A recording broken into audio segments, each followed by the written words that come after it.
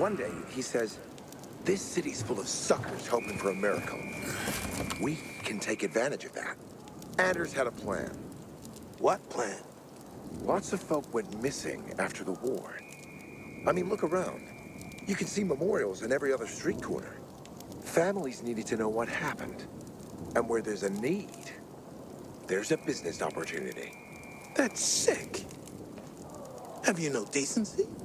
Oh, decency's dead, mate. It's eat or be eaten. Widows were the easiest marks.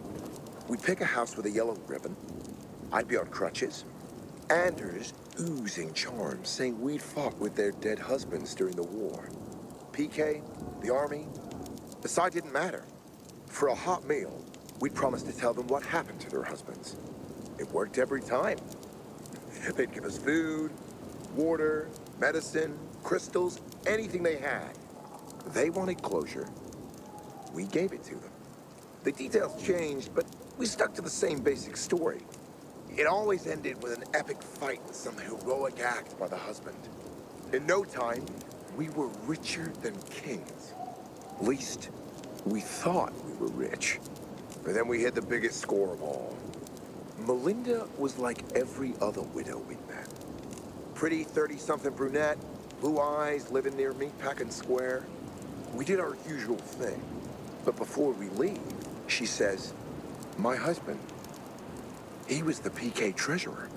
The night he died, he told me they had a war chest, medicine, crystals mostly. He'd want you to have it. You got no shame. Let him finish. I bet they was skimming for themselves.